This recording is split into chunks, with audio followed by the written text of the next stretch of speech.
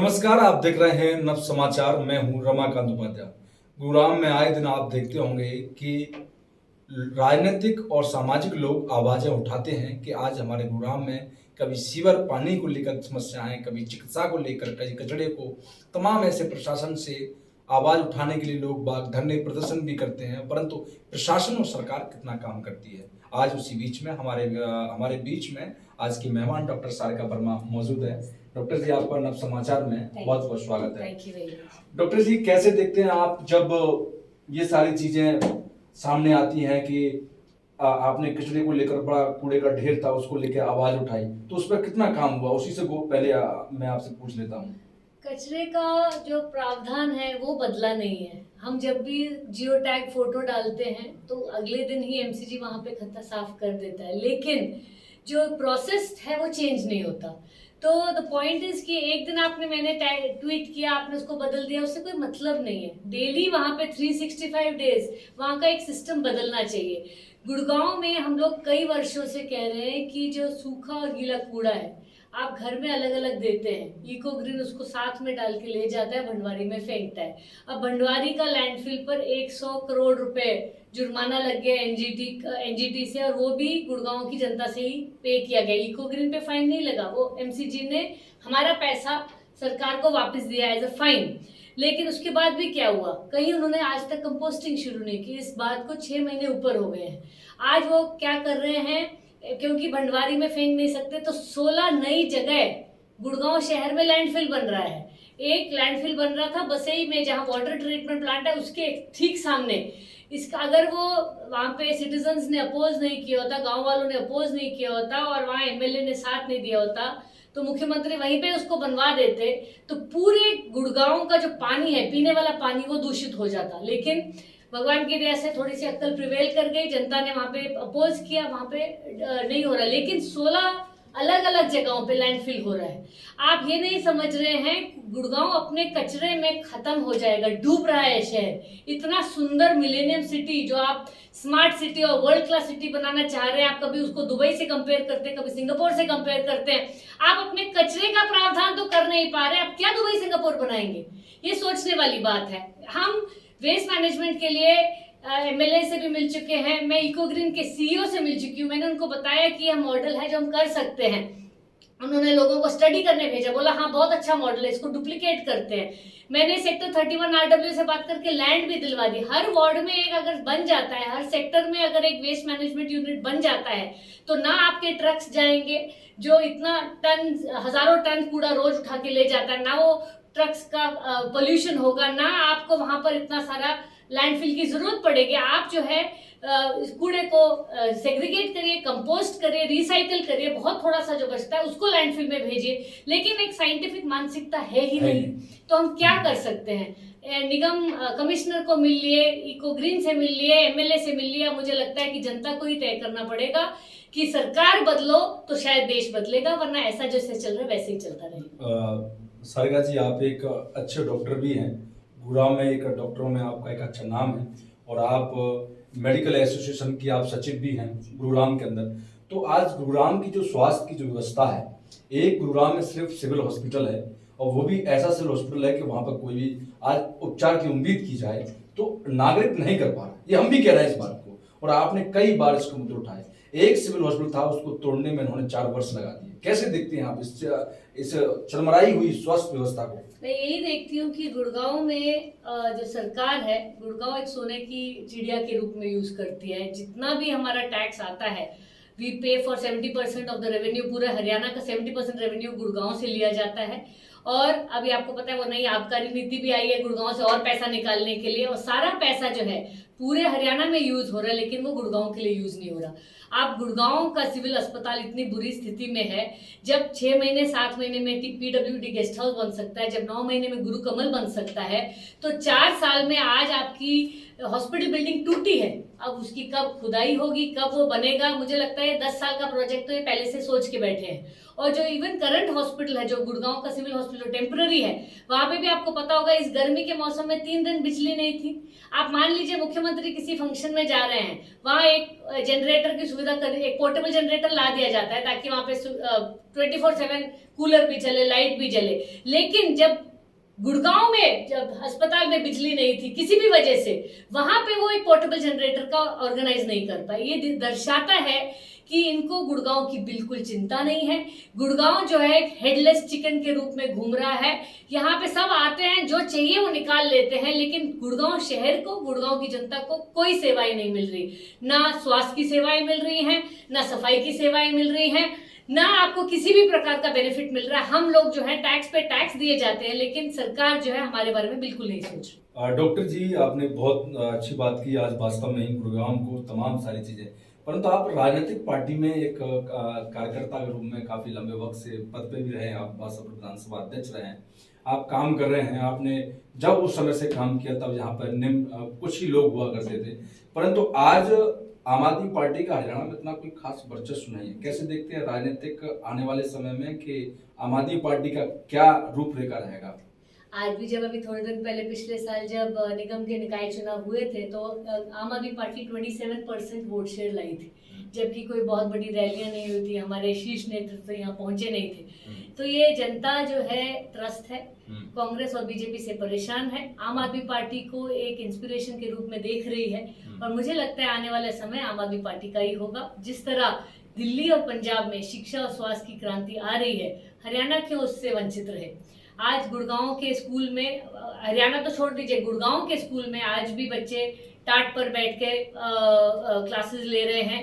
आज smart classroom के नाम पे 4-4 लाख के टीवी तो दे दिए, लेकिन बेंच टेबल आज तक दिए नहीं। तो गुड़गांव जो है दिल्ली से सटा हुआ शहर है, और इसमें बहुत लोग वेट कर रहे हैं कि कब यहाँ पे ईमानदार सरकार आएगी।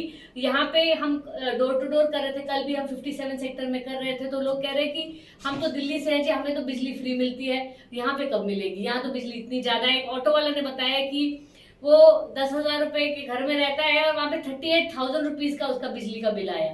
तो ये सोचने वाली बात है कि जनता परेशान है, और आम आदमी पार्टी जब शीर्ष नेतृत्व डिसाइड करेगा कि हाँ हरियाणा में पूरी एनर्जी लगाना है, हम एज वॉलंटियर्स यहाँ पूरी एनर्जी कई सालों से लगा रहे हैं, लेकिन जब पार्टी पूरा अपनी तरफ से जब धक्का लगाएगी तो मुझे लगता है बहुत अच्छा फर्क पड़ेगा। निगम चुनाव गुरुग्राम के टल गए हैं, फिलहाल अभी कोई उम्मीद नहीं है, क्योंकि सरकार के हाथ में है प्रशासनिक, लेकिन सरकार से जवाब मांगा जाता है तो वो कहते हैं कि चुनाव आयोग कराएगा। तो डरे हुए हैं कि क्या कहना चाहते हैं आप? यही डरे हुए, उनको पता है काम उन्होंने किया नहीं। 10 साल से बीजेपी की सरकार है, ट्रिपल इंजन सरकार है, काउंसिल में भी बीजेपी थी, स्टेट में भी बीजेपी है, सेंटर में भी बीजेपी है, काम किसी के हुए नहीं है, जनता परेशान है। एमसीजी में निगम के चुनाव इसलिए वो पोस्टपोन किए जा रहे हैं।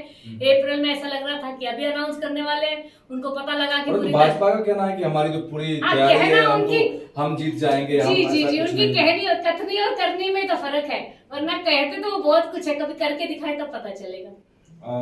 आप राजनीतिक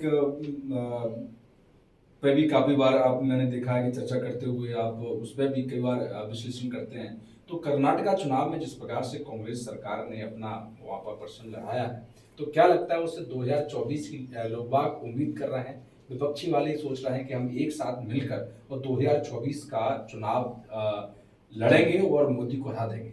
मुझे ऐसा लगता है कि जनता हराएगी, क्योंकि कांग्रेस ने मेरे को कल एक पत्रकार बता रहे थे कि वो 12-13 डिस्ट्रिक्ट में जहाँ पे वो गए वहां पे कांग्रेस का झंडा भी नहीं लगा हुआ था। कह रहे कि कांग्रेस के जो हर कैंडिडेट के पास इतना पैसा नहीं था या उन्होंने इतना प्रचार नहीं किया, लेकिन जनता ने उनको वो जो भाजपा सरकार से इतनी त्रस्त हो गई है, इतनी वहां ज्यादा करप्शन हो गई थी, उन्होंने कहा इनको तो भगाओ, और उन्होंने कांग्रेस को जिता दिया। तो मुझे लगता है कि जिस तरह महंगाई आज हर घर में आग लगाई हुई है, जिस तरह गैस सिलेंडर 1100 रुपए पार हो गया है, जब डीजल भरने जाते हो तो ऐसा लगता है अपना खून जल रहा है, 90 रुपए डाल के पेट्रोल 98 रुपीज का गाड़ी में डलता है तो आंसू निकलते हैं, और हर इंसान के निकलते हैं। इसके चलते जो महंगाई जितनी ज्यादा हो गई है, एक गृहिणी जब दूध का बिल भरती है तो उसको पता है कि जो चीज पहले मैं 3,000 रुपए महीने में ले रही थी आज मुझे 7,000 रुपए देने पड़ रहे हैं, तो बहुत ज्यादा। आपका मतलब ये कहना है कि आज जो चुनाव हुआ है वो मुद्दों का चुनाव हुआ है? मुद्दों का चुनाव हुआ है, जनता की दर्द का चुनाव हुआ है, क्योंकि जनता को पता है कि जिसको मैं वोट करूंगा अगले 5 साल उसको ही झेलना पड़ेगा।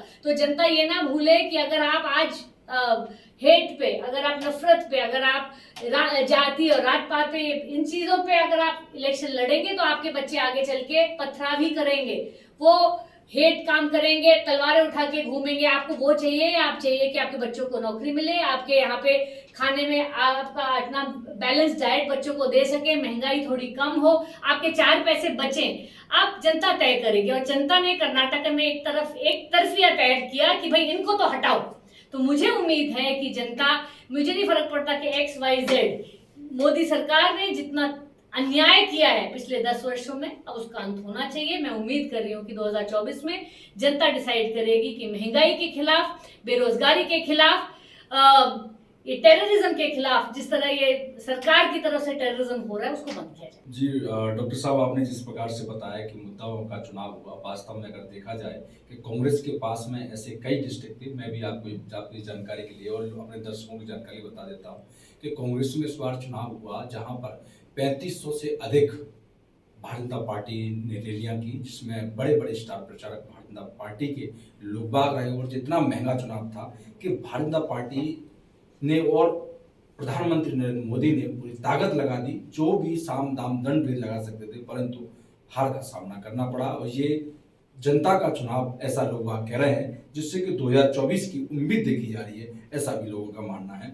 साथ में एक चीज आपने गुरुग्राम के अंदर और देखी होगी डॉक्टर जी, कि जब आप किसी भी रोड से निकल के जाएंगे, कचरा तो पड़ा ही है, सफाई नाम के नाम पे, तो अगर नगर निगम को शून्य सब लोग दे सकते हैं, पर उसके साथ साथ में आप देखेंगे कि गाय उस कचड़े को खाती हुई आपको दिख जाएगी। और ये आजकल ट्रेंड बना हुआ है, यहाँ पे सामाजिक जितने भी कार्यकर्ता कार्य करने वाले लोग वो इस मुद्दे को उठा रहे हैं ट्विटर के माध्यम से किसी ने। तो आप इसको कैसे देखते हैं?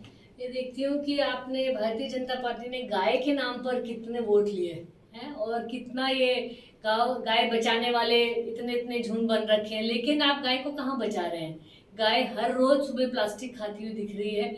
आपने एक तरफ कहा कि सिंगल यूज प्लास्टिक बैन होगा, वो आज तक बैन नहीं हुआ, वरना आता कहाँ से?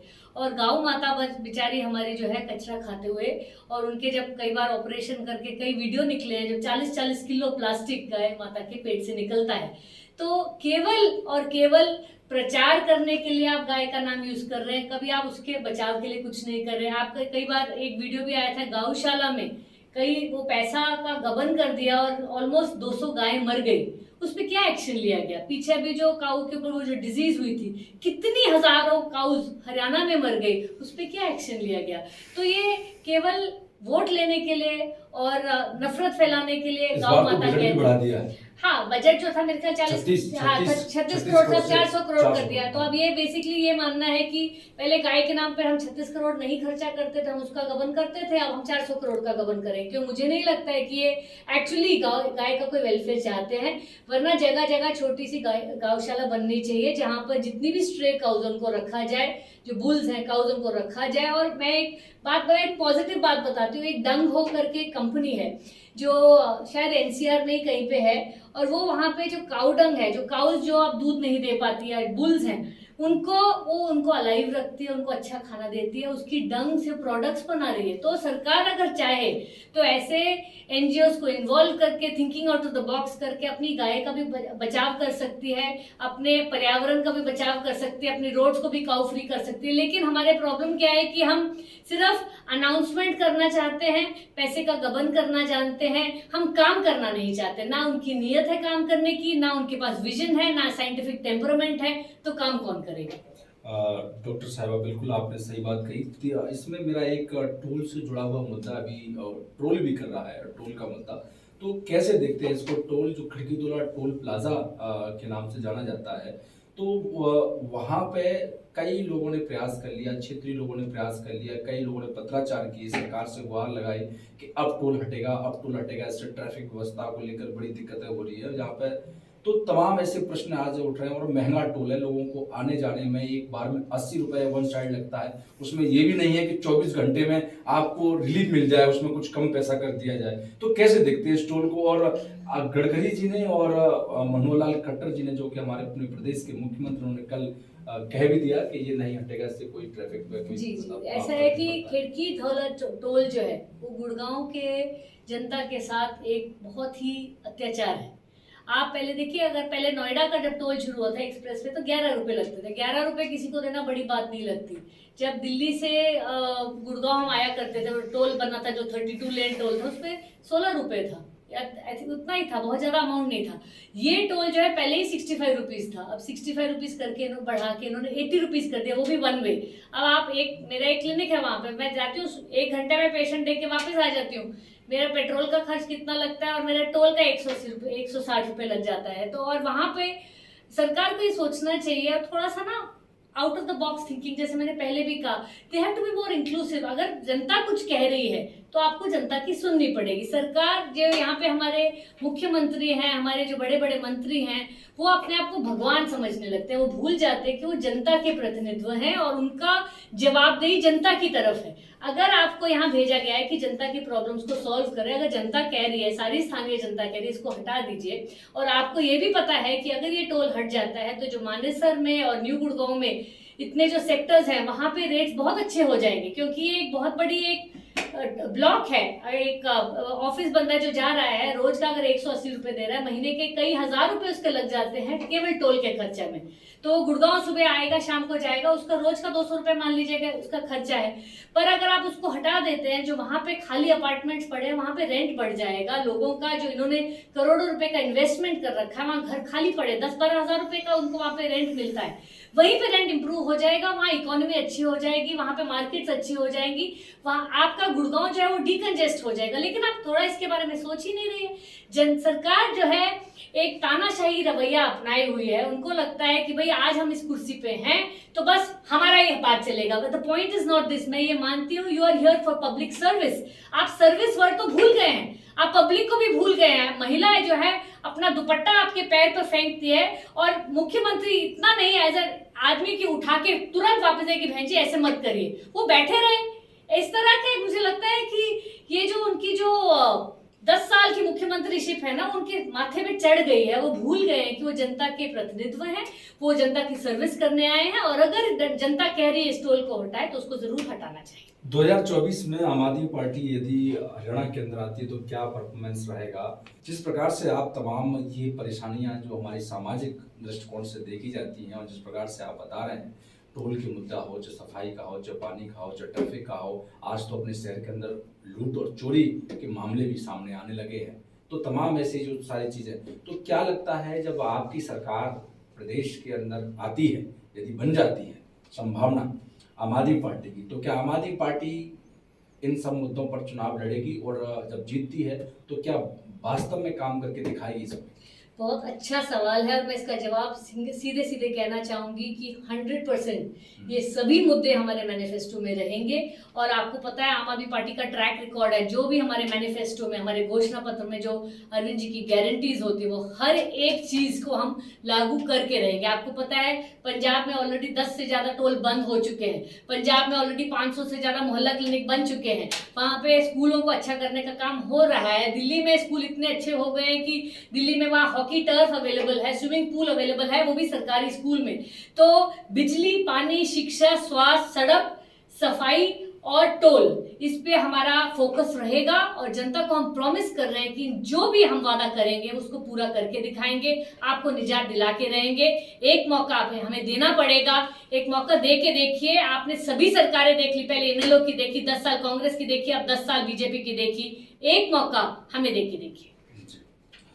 हमारे साथ डॉक्टर सारिका वर्मा, जो कि आम आदमी पार्टी की कार्यकर्ता हैं और समाज सेवी भी हैं, जो कि निरंतर किसी न किसी मुद्दे गुरुग्राम को एक सुंदर और स्वस्थ और अच्छा शहर बनाने के लिए हमेशा निरंतर प्रयास करती रहती हैं। कभी प्रशासन से और सरकार से भी गुहार लगाती हैं और हमेशा लोगों को एकत्रित करके एक सामाजिक सरकार को आईना भी दिखाना चाहती हैं। जिस प्रकार से आज उन्होंने कई मुद्दों पर चर्चा की और उन्होंने कहा कि यदि प्रदेश के अंदर 2024 में हमारी सरकार, आम आदमी पार्टी सरकार आती है, तो जिन मुद्दों पर हम चर्चा करते हैं वो हमारे मैनिफेस्टो में होगा और प्राथमिकता से जो कि अरविंद केजरीवाल जी की गारंटी होती है उन पर फोकस करके वो सबसे पहले सारे काम किए जाएंगे। अब हमारे अगले कड़ी के लिए आप जब तक के लिए देखते रहें नव समाचार। धन्यवाद।